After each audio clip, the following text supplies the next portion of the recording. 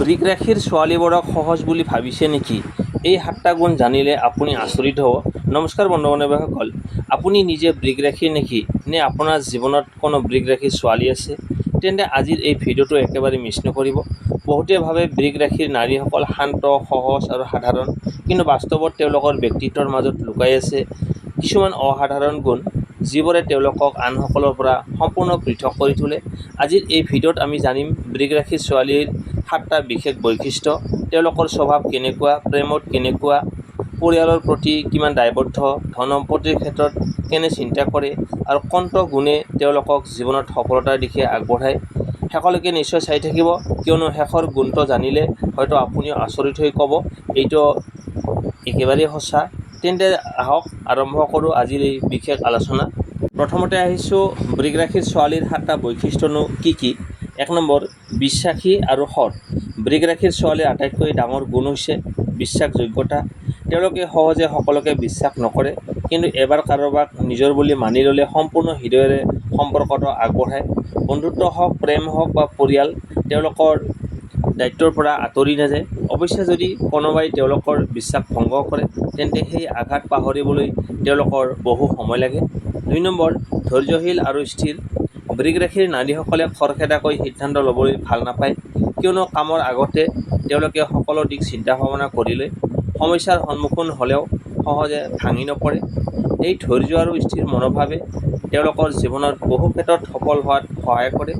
3 number, পৰিশ্ৰমী আৰু দায়িত্বশীল। এই ৰাশিৰ ছোৱালীবোৰে নিজৰ কাম আন্তৰিকতাৰে কৰে, দায়িত্ব পালে সেয়া সম্পূৰ্ণ কৰিবলৈ চেষ্টা কৰে। চাকৰি, ব্যৱসায় বা ঘৰুৱা জীৱন য'তেই নাথাকক, তেওঁলোকে নিজৰ কৰ্তব্যক গুৰুত্ব দিয়ে। সেয়েহে আন মানুহেও তেওঁলোকৰ ওপৰত সহজে বিশ্বাস ৰাখে। 4 নম্বৰ, জেদী স্বভাৱ। ব্ৰিক ৰাশিৰ ছোৱালীৰ এটা দুৰ্বল দিশ হৈছে জেদ।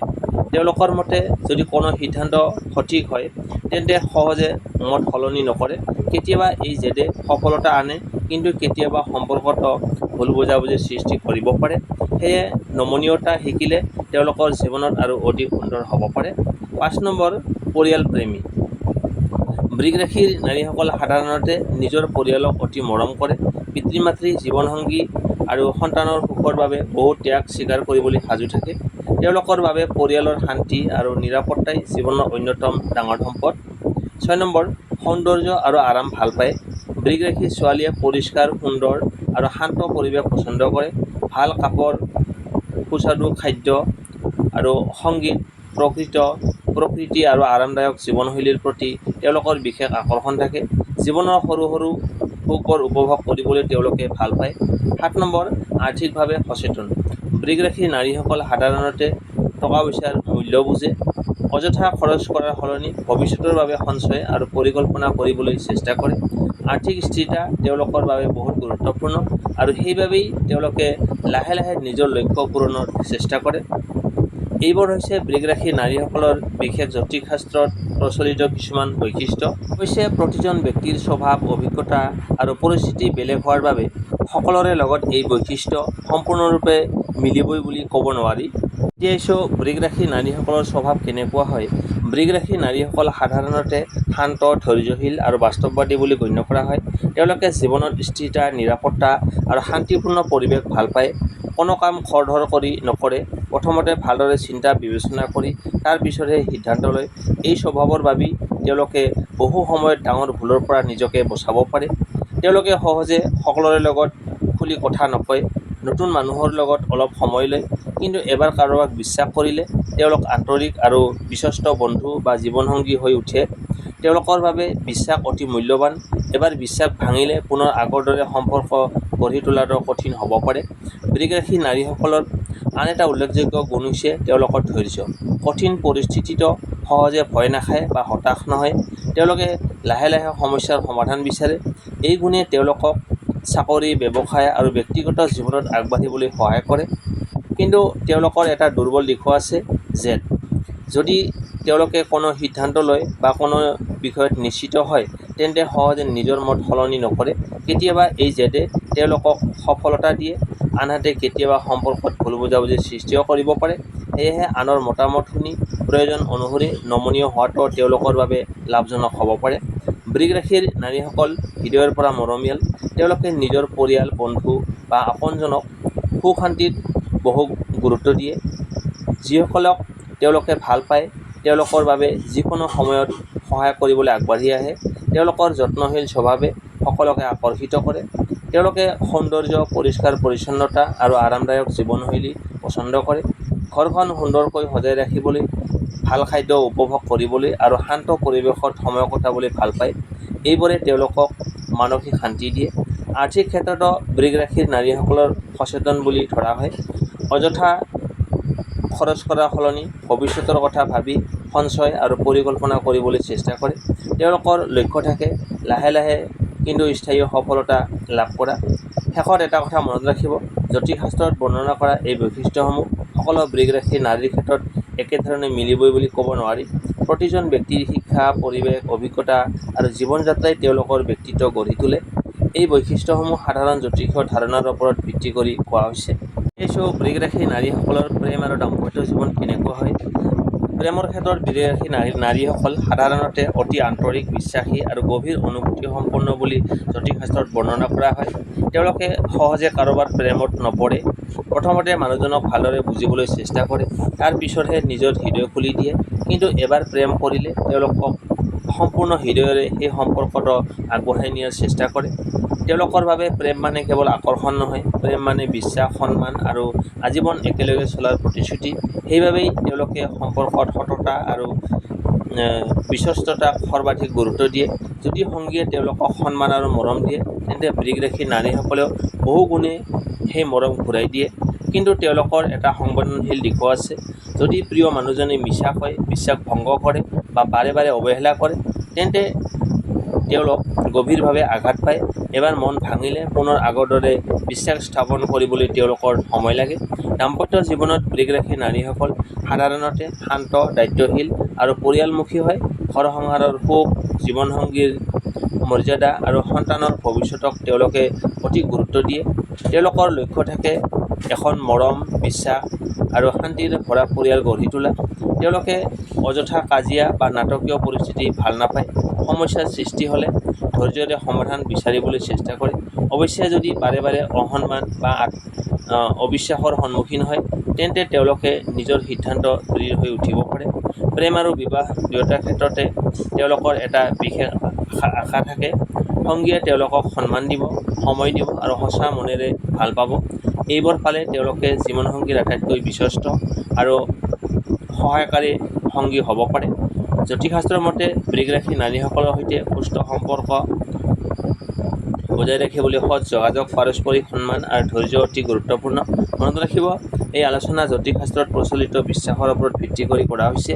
বাস্তৱ জীৱনত প্ৰতিজন ব্যক্তিৰ স্বভাৱ, সম্পৰ্ক আৰু দাম্পত্য জীৱন তেওঁৰ ব্যক্তিগত অভিজ্ঞতা, মূল্যবোধ আৰু পৰিস্থিতিৰ ওপৰত নিৰ্ভৰ কৰে।